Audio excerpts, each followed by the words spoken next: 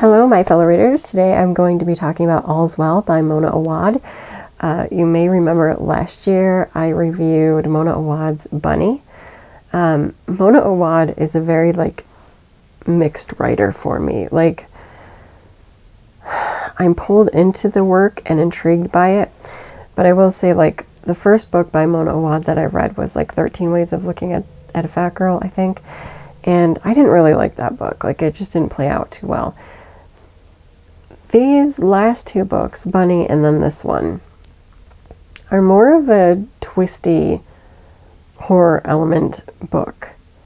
And I've liked them more. I like the weird supernatural paranormal twists to these two books that I think make up for some of the things that I don't necessarily love. So let's just get to it. I'll just say flat out, I did enjoy All's Well. I was drawn to picking up this book because it's in kind of the same vein as Dark Academia, because it does have that collegiate setting, but it is more supernatural paranormal side of things and more horror than a lot of traditional Dark Academia, which are usually thriller. Among the thriller vein. So this one follows Miranda Fitch, who was a big theater actress. She did a lot of plays, and it just so happens that at one play she fell from the stage and injured herself quite severely, and she had to have surgeries. And ever since then she has had a lot of physical pain that all of the rehabilitation steps have not seemed to help at all. So she's been suffering with this incredible pain, and it's revealed quite quickly. One, she can never act on stage again because she has a problem walking. And two, her physical ailment and always being in pain and not being able to, live a normal life has sort of messed up the whole future she had laid out for herself. Her relationship with her husband broke down, and the two are now divorced, and kind of lacking that place and what to do. And actually she did this before the marriage completely broke up, but she ended up taking a job at a college. She didn't really have the credentials necessary to become a professor, but I don't remember. I think they pulled some strings or something, and she got the job. And so she's been, teaching theater at this college, and really likes to put on Shakespearean productions. And that is where the title of the book comes from. All's Well is based on Shakespeare's All's Well. So what to say about this? So obviously when the book opens, Miranda is beginning her production. We see her already suffering from her pain. She's in her office, and I can't remember, I believe she was stretched out trying to relieve some of the pain. She couldn't physically get up. She does end up forcing herself to, because she always has this fear too that she's going to lose this job and be seen as lacking because there's other people working for the department that seem more qualified to her. So she is always under this threat or perceived threat that she's going to lose this job, just like how she lost her husband, and goes on, and all stemming from this accident and this pain that she's always in. So at this point, she's getting ready to put on the next Shakespearean production. She forces herself to get up and go to the rehearsal space. And when she gets there, essentially the students, or one student in particular, is starting to attempt to lead a coup against her and get her to put on, I believe it's Macbeth, rather than All's Well. The student doesn't think that All's Well will be well received. It's not one of the more well-known plays, whereas Macbeth will draw in an audience and yada yada. And Miranda's really upset by this, and she essentially is like, no, we're doing this production. And then the next day, I believe it's the next day, she gets pulled into the head's office. I believe it's the head of the college. I don't think it was just like the head of the... I'm pretty sure it's the head of the college. Anyway, gets pulled in there, and he has I believe the student and the other theater person and somebody else, I think, in there, and essentially kind of nudges Miranda, saying that, hey, wouldn't it be better if you put on Macbeth? I really think you should do that instead. And Miranda feels super angry and betrayed, and just like, one, who does the student think that she is, trying to control her life? And then on top of that, the other department person that she's like convinced she just wants to take over my job and start putting on musicals and like change the whole department. So there's this whole drama going on there. And Miranda just having the crap day that she's having, and having still no luck at the other physical therapists that she's been trying to go to relieve her pain, ends up at this bar, drinking away her pain. And at the bar, she meets these 3 strangers and shares a drink with them. I can't remember if she ends up sharing 2 drinks, like if it's like different days. It's been a little bit since I finished the book. But essentially, at one point, she shares a special toast with them. And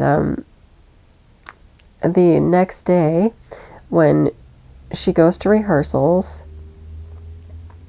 she stumbles a bit and grabs onto the actress's arm. Like they were having a disagreement about the whole Macbeth thing. But she grabs onto the actress's arm and suddenly feels like this difference. And as it turns out, after she grabbed the girl, suddenly her physical pain is ebbing away. She's able to walk without pain. She feels better and more confident. But she also comes to find out that the girl starts to have issues with pain and not being able to walk. And then suddenly you're seeing that paranormal element where, ever since having that toast, suddenly it seems like at points when she touches people, she can transfer her pain to them and take their health in. Which, since she's been dealing with this chronic pain for so long, is very enticing. One, it's a good way to get rid of people that are in your way. And 2, it's very relieving for her to not have that pain anymore.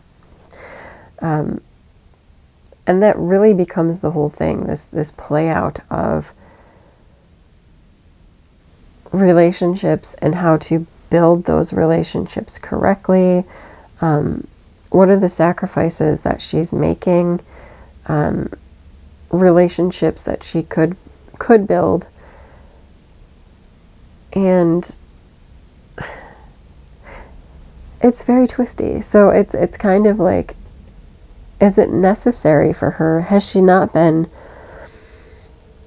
I guess it's more, has she been letting the pain control her life instead of living with the pain? And what can she do about it? And of course, you don't want to see her dealing with that debilitating pain. But there are some things that she felt that she couldn't do, that or that people were judging her when that wasn't necessarily the case. And so it just all plays out in this kind of magical, supernatural way where, you know, she has this opportunity to live life a different way, and see whether she will keep that, essentially that corruption, and make choices to hurt other people rather than keep her pain, if that makes sense. And it was very intriguing. You will come to find out like that she's being watched for the choices that she made, that those 3 that she was visiting with at the bar are watching her. They want to see what choices she makes and how entertaining her story is. And I don't know, I just found it very intriguing. I, of course, love backdrops with Shakespeare. I love Shakespearean plays and writing. So it's, I don't know, it's just fascinating. Like, bringing that in pulls me in more, because then I can relate to it. But it was also just fascinating, you know, seeing a character dealing with this chronic debilitating pain, and you know, how people interacted with her and how she felt internally and how she judged situations. Now, because of that, you did have to wonder sometimes, was it just her perception, or is it that people were misjudging and mistreating her? I'm not going to give that away. But I thought that it was good, and it was fascinating to have that question and that observation and assessment. Like, it kind of makes you think, you know, how do I perceive things or judge things?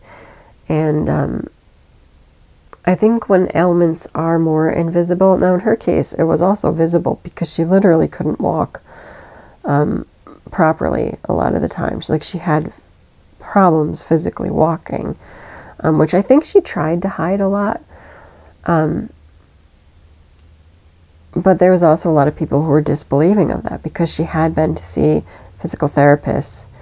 And a lot of times they would just end up telling her that a lot of it was in her head. And so dealing with that, seeing her dealing with that struggle of, no, it's not just in my head, I have this pain. And then they'd be like, well, if you just do this exercise, you'll stretch and work out your limbs and the pain will ease. And she was like, it's not working. It's never worked. So yeah, I think there's definitely some empathy teachings in there, you know, how to sort of understand people who might be dealing with stuff that you literally can't understand. And I like that. I thought it was good. And again, since you had like this whole kind of magic happening where she can abuse this power and really punish these people,